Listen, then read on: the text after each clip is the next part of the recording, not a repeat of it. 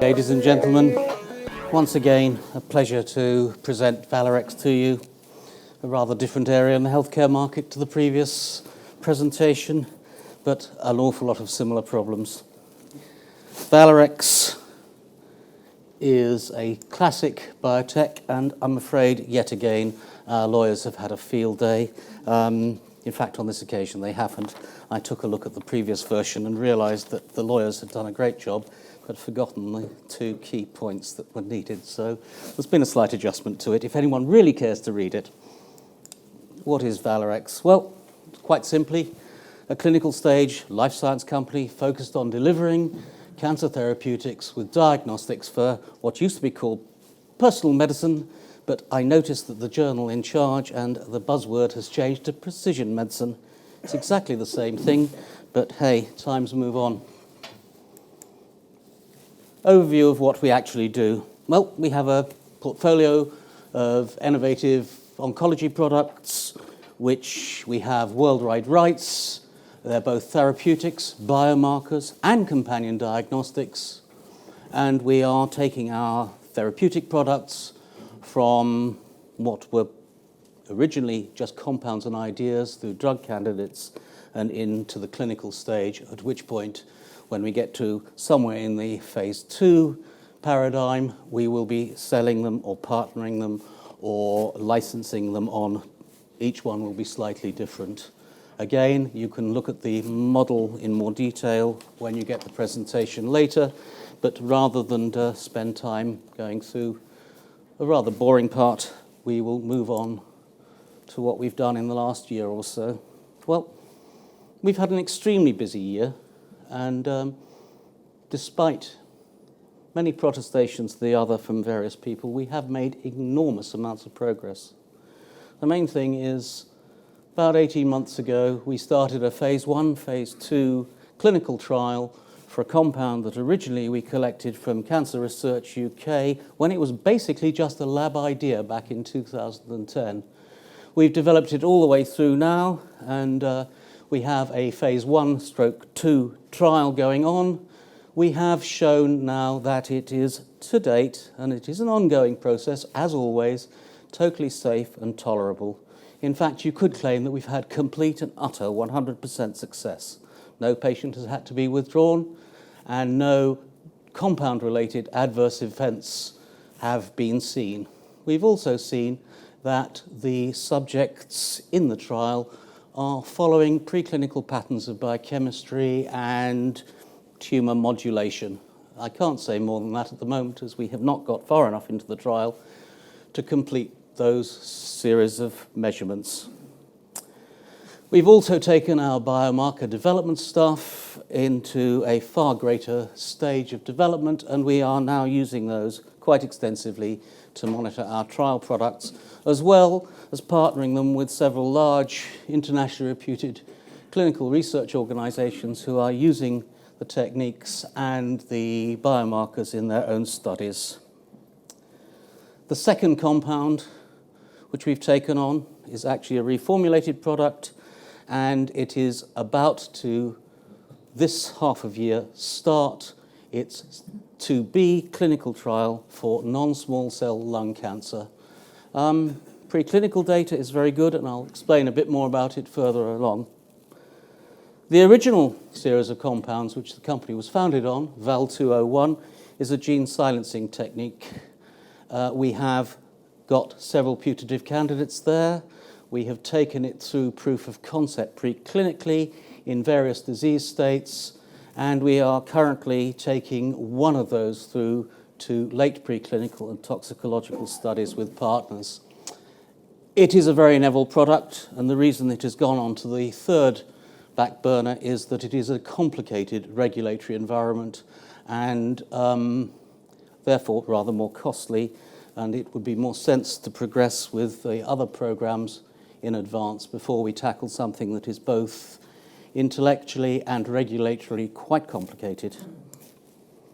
VAL 201, which is the lead compound, and I must say, my favourite of them all, I have to say. probably because I spotted it a long time ago when it was sitting literally on a bit of paper on the floor in Cancer Research UK's offices that used to be in Lincoln's Inn Field. We took it forward. Now, it is a novel first-in-class compound. It is actually a peptide with some extremely unique properties. At first glance, it should be totally insoluble and very intractable and very unstable. The reality is that it's very stable, it is quite easy to use, and we can deliver it presently by direct injection. However, we are also working on an oral formulation, and before anyone gets up and said, you cannot do that, we have done it. The problem is to make it bioavailable at a significant concentration. It's done with an outsourced partner who is taking a shared risk on that. What is it? Well, it actually is, again, a very unique process. It inhibits a particular stage in the signal transduction pathway that everybody has, but in most situations, it's really rather an irrelevant, not very important part of metabolism.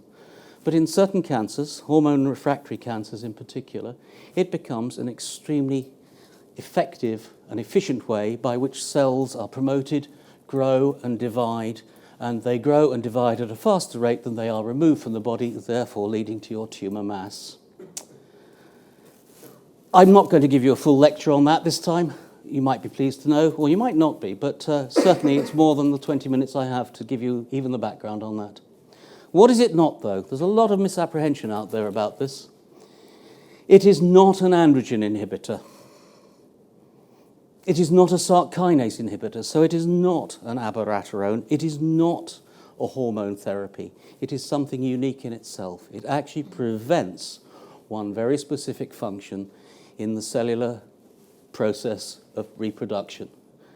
It's not a checkpoint inhibitor either, to use another current buzzword. It is very unique in that sense. It does not affect your hormone things. So if you're on this for prostate cancer, you will not grow breasts. You will not get weak, brittle bones. You will not have moderation and change in hair pattern. But, you know, what happens to people who have hormone therapy, male or female for that matter? It only inhibits reproduction of cells due to a certain particular biochemistry.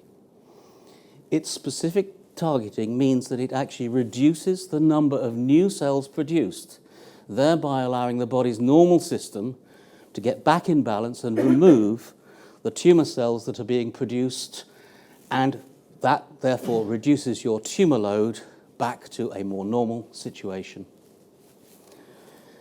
The graph on the right, many people have seen before.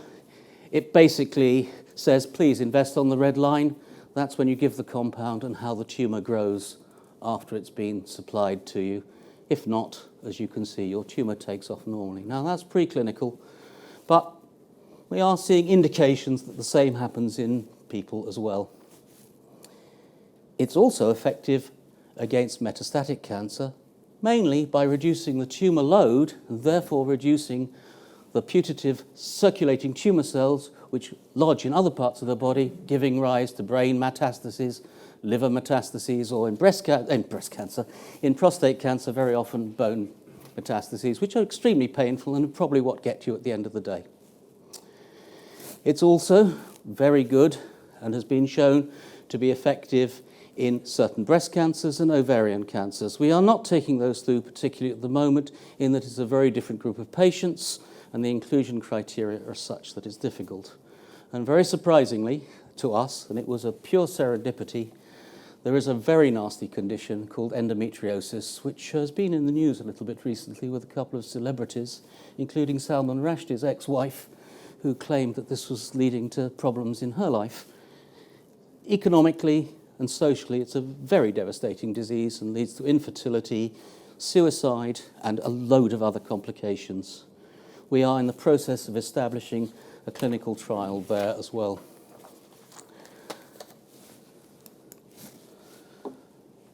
As we said, it stops metastases. Again, this was a pure accident, if you like, that we found this out for sure. we were doing various trials, and I happened to have 2 sets of animal trials that were going spare, and we had paid for them. But because the results that had come through were so clear-cut, they weren't needed. So as a gamble, I took a look to see whether we could inject this compound purely straight into the muscle of the animal, and we would look and see what other effects we had in long-term studies. Much to our surprise, just injecting it under the skin, it worked. It shouldn't have done so.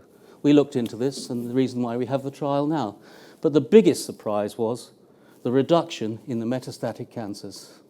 This has been a real eye-opener, and we feel could be something rather more unique than we believed before.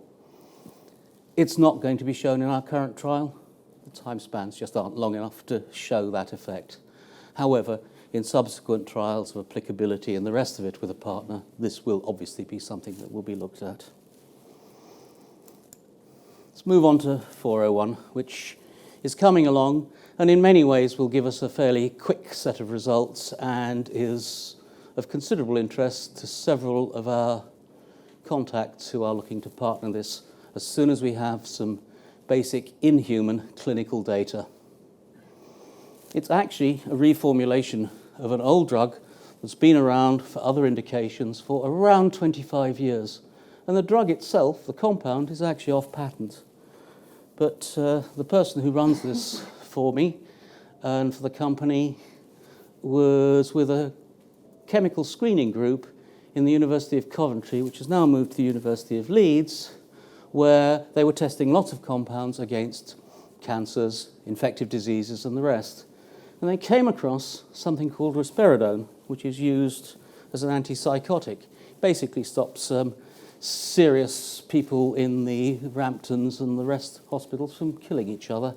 It slows them down. It's also used, not so much in the UK, but across the world, in terminal healthcare with cancer patients and in other situations where things like Prozac are not sufficient.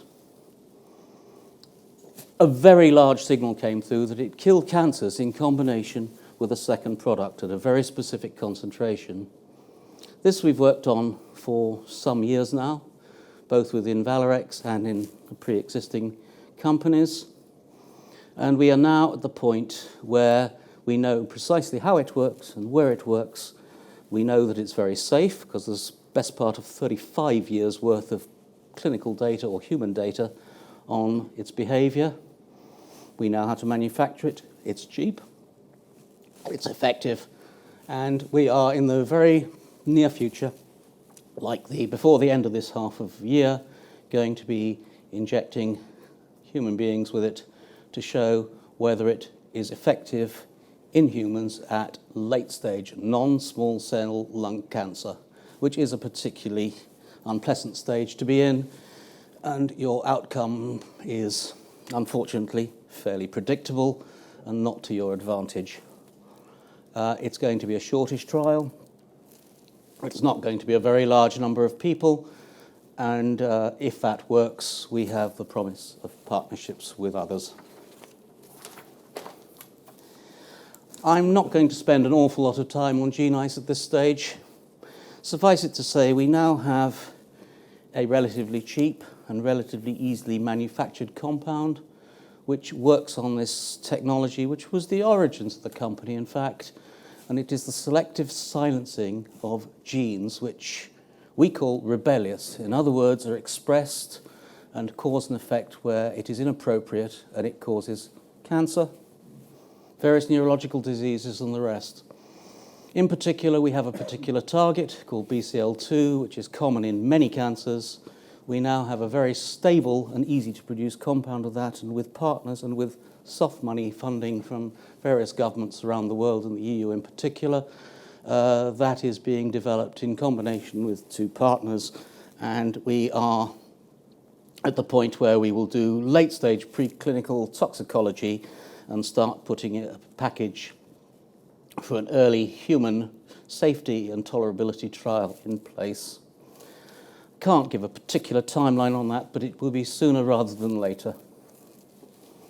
In addition to our clinical packages, we have our supporting technology, which we also sell through, which is a variety of biomarkers and biomarker analytical techniques. We have revenues from this. We are used by quite a number of reasonably well-known organizations to the industry, if not to the general public.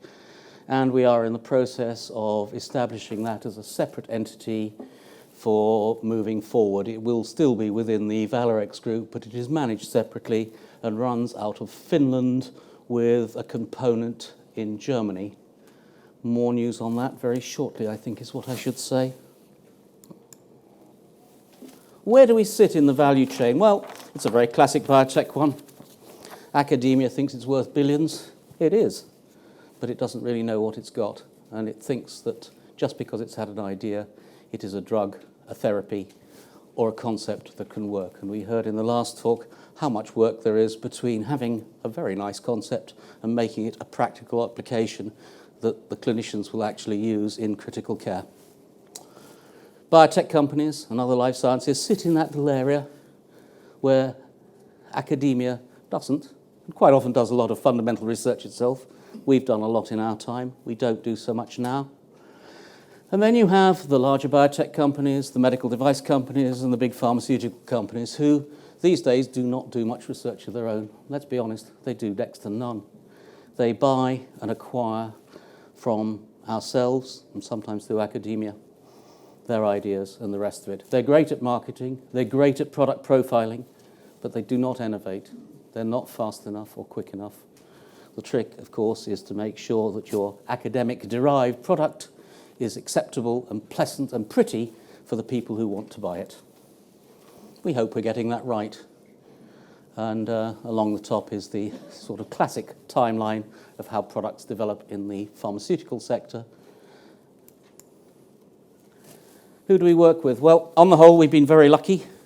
We've worked with some of the best there are. Cancer Research UK and the commercial wing of that has done quite a lot of work on VAL 201 and actually sponsored a lot of the early work on that and paid for it as well. We acquired 201 from them. As I say, I think it was 2010 when I first saw it. It was about 2011-12 when we took that from a paper exercise into something practical. We're working with University College Hospital and some others within University College on imaging and the rest of it on VAL 201's clinical trial. It is the trial site currently. VAL 101 has been developed within the German equivalent organisation of the Cancer Research UK in Heidelberg. It's also being developed with a partner company called Pharmatest in Turku, Finland. And when we get to the clinical trials and that side, we will see the toxicology will be done in the Netherlands and in France. We've been very lucky and had good European Union money in the form of 2 Eurostars grants and others, and they have paid generally for all the 101 work that we have done in the last 4 or 5 years. Physical chemistry and some of the intellectual property surrounding the nature and mechanism by which 201 works. And in fact, now with 401, this slide is badly out of date in that sense, we've used the Institut Palme-Calmeté in Marseille, and that's been an interesting and very good collaboration with their teams. We work with the universities of Helsinki and Oulu with respect to our biomarkers work, and in fact now also Turku and Leeds University. Again, this is an old slide, which I should have updated, but didn't. And of course, 401 is in collaboration. And it's the only product we have where we're not 100% in charge of it in every respect, and or 100% ownership, which is VAL 401. However, the tangent collaboration gives us access to considerable expertise within the academic sector on 401 and the trialling. In summary, again, for the risk of being repetitive, but sometimes it's worth it, we adopt an outsourcing model. There are about 10 of us within the actual core company itself in Finland and the UK. However, for 201, I actually did a quick count this morning. I reckon there are 60 people who are day-to-day involved with which we communicate through a communication hierarchy. Technologies all come from world-class universities or other academic institutions. We are not going to be taking the drugs to the final market ourselves. It is not impossible for companies like us, but the late-stage trialling is a very specialist business requiring enormous sums of money and resources which are way beyond 12 people to manage. So we are going to sell and license through during the phase 2, i.e. when we've shown things are truly efficacious and working. We've already shown in humans that we are seeing effects that are drug-related for prostate cancer with 201. We have good safety and tolerability there. With 201, safety and tolerability is completely understood. It's not as safe as 201. By definition, it couldn't be. However, as soon as we have any evidence of human activity, that will be partnered. Track and biomarkers, similarly, we are talking with big partners and getting some licensing deals in that area. What next? Well, I think this is important, and I'm going to go on for a minute and eat into question time. I'm sorry about that, folks. The completion of the current phase 1, phase 2 trial for 201. It must complete by the end of this year. That's when the MHRA gave us a license to. That's when we will complete. Preliminary indication is a safety and tolerability trial. We have that. We are now working at the putative best therapeutic dose, and we are seeing effects. More will come out on that, but I can't say more than that until the statistics show it and we know whether it is a practical proposition in that sense. A phase 2 trial, so in a way you can say phase 1's been completed. In a classic way it is. For 401, we are in the last stages of site visit. Clinical trial production is now complete. We are waiting for the final stability and 1 or 2 contractual issues. That will happen before this half year is up. Track and biomarkers, as I said, more licensing is underway. And for the avoidance of doubt, we are talking with a range of competitors. They feel like it sometimes when you're dealing with them, I can tell you that, especially when you go against a big company and there are 3 of you and 20 of them in a room.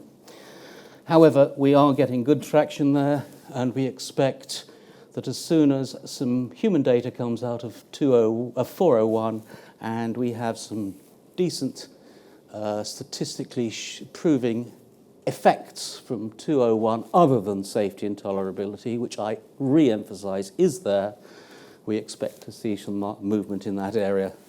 Times I can't give you. I think right at the moment that's probably where we are with the company.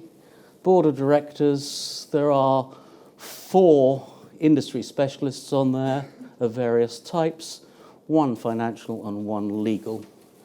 The board has been fairly stable for a long time and works extremely effectively in day-to-day management of the programs and, in fact, with the outsourcing element, which is a trick in itself. That's it. Thank you, folks. I'm happy to take any questions. Gentleman just down here.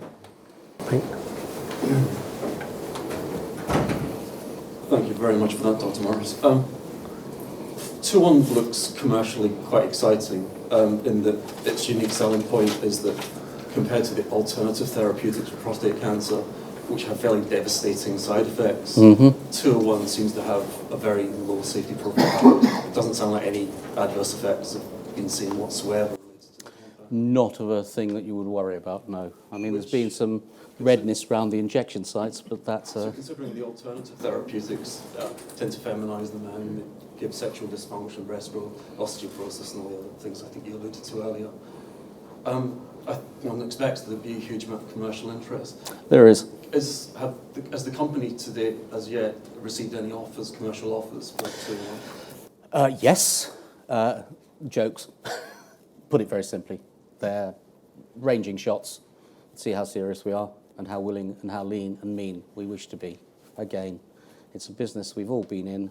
I don't think there's a single member of the board, bar 1, who hasn't been in this situation several times in their career. And in terms of potential deal value, as a do you personally, do you think that 201 has the potential to be a blockbuster drug in terms of the conventional definition? Do you know what? $1 billion sales, in other words, is what you mean? I think in all its indications, that is a real theoretical possibility. I wouldn't ever say more, would I?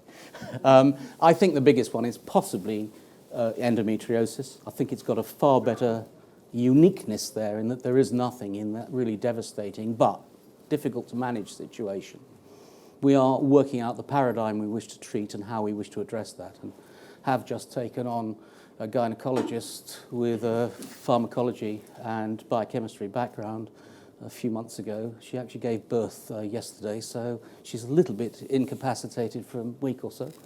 But she was on a conference call dealing with the clinical trial Tuesday morning, so she's fairly committed. So where you are in the current trial is you've got the first cohort, I believe, running in the phase 2. If you want to put it like that, we're roundabout there. Roundabout. So this is the first cohort that's really seeing a frequency of injections and dosing that would be close to what would be done in a clinical setting? It's at a level where we can begin to make projections that way, yes. And in terms of observation of the normal metrics like PSA values, can you make any comment? I can't make any comment on that, to be totally honest. That would be very unfair to do so. And if I was an American company, that would be probably a criminal offence. And just one last thing, sorry, I apologise. For 401, I know that the intention is to be a short proof of concept efficacy trial. Do you think that it might conclude by the end of this year? That would be very pushing it, but I would expect to see something before the end of the year in terms of metrics that are worthwhile. Yeah, thanks. Gentleman down here. Yeah, it's me. Sorry. Yeah, it is a great product about the 201. I really just kind of admire the work you're doing there. Thank you. Just coming to the financial side. Yeah. Okay, coming to the financial side. Just okay. Sorry. So we just kind of recently got a kind of loan of around kind of 4 million. We have a loan facility for £4 million. We have not made any call on it as yet. Yes, good. We will probably use it. It's needed to finish off 201 and complete 401's trials. Yes, yeah, that's good. Okay, it is a question kind of regarding that. Okay, now do you think that within that £4 million you'll be able to kind of do the partnering for this 201? I would hope so. I obviously can't say more than that. I would hope so. We wouldn't have done it if we didn't think so. Okay. So if it is not so, do you have any kind of a backup strategy? Yes, we do. Backup strategy, how to kind of move forward? Because yeah, yes, we do. Bio thing is not a kind of 1 year or a 2 year, it's a kind of a number of years. Yes, we do. There are stages of partnering and there are stages of licensing, and we would take a much lower deal if we had to. I mean, dilution happens in all spaces. Yeah. Some people go in and take a massive hit up front. It's a good competitor that's been announced a lot this week. They only own 25% of their product. But when they go into the negotiations, we own 100%.